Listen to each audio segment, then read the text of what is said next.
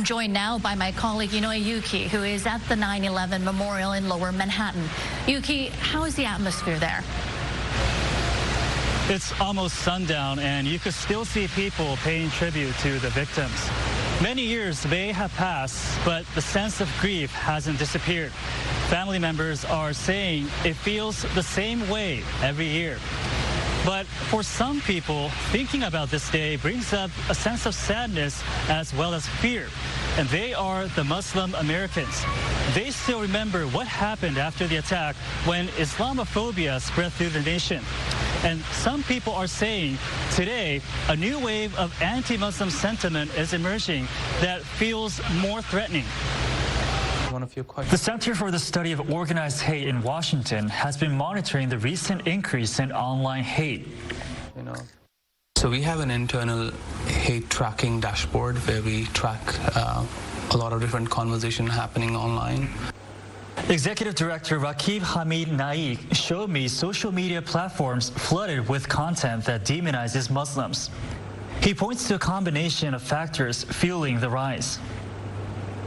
This huge surge in Islamophobia in the country mostly coincided with the onset of Israel's genocidal war in Gaza. And then with President Trump coming to office, and you have all these far-right MAGA supporters feeling very empowered to run these harmful and bigoted campaigns online. And then you have these billionaires and tech owners themselves partaking a big role in legitimizing and amplifying anti-Muslim racism. And as a result, what you see is this self-sustaining cycle of hate and this ecosystem that is so powerful in its reach and influence that we are witnessing right now. And recently, they've seen a huge spike linked to a big political story in the U.S. That's Zohran Mamdani's strong showing in the Democratic primary for mayor in New York City. If he wins the upcoming race, he'll become the first Muslim mayor in the city's history. But influential MAGA voices say his victory would be like another 9/11. Donald Trump Jr. slammed his performance by saying New York City has fallen. And far-right activist Laura Loomer warned there will be another 9/11 in NYC. I would say it's a very scary time to be a Muslim in the U.S. and there are undeniable parallels to what happened post 9/11. Todd Green is a scholar of Islamophobia. He also was a fellow at the State Department during the Obama and Trump administrations, where he analyzed anti-Muslim prejudice. Muslims are what we would call a securitized population, which means that they are looked at primarily through the lens of national security in the political realm. And that's been true all the years since 9/11 in very prominent ways. And a lot of the policies that targeted Muslim populations were in the name of national security. The idea really is that Muslims, by and large, are just de facto national security threats, right? So they must be dealt with accordingly. The Muslim community has been growing more frightened in the current climate. Many have turned to the Council on American Islamic Relations, or CARE, for help. It's the largest Muslim civil rights and advocacy group in the U.S. Corey Saylor has spent over 2 decades there. He says he's deeply concerned about troubling events like the arrest of a Tufts University student in March. Federal agents conducted the arrest outside her apartment near Boston.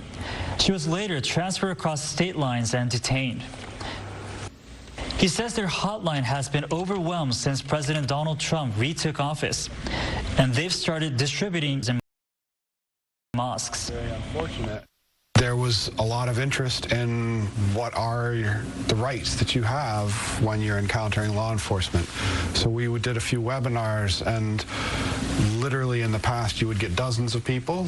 It was thousands, several times. So we made a number of different types of materials because we just can't keep up with the demand.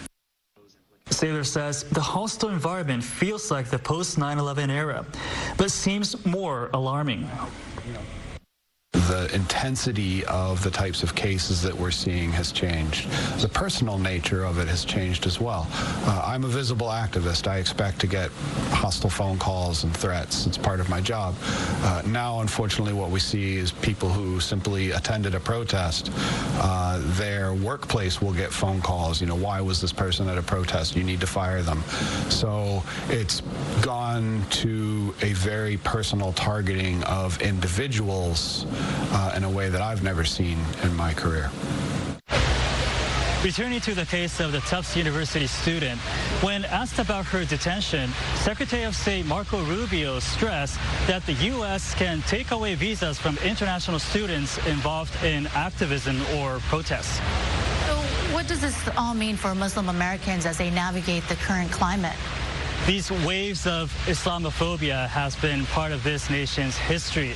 But what we're seeing today that's different is a new post-9/11 generation of young Muslims pushing back.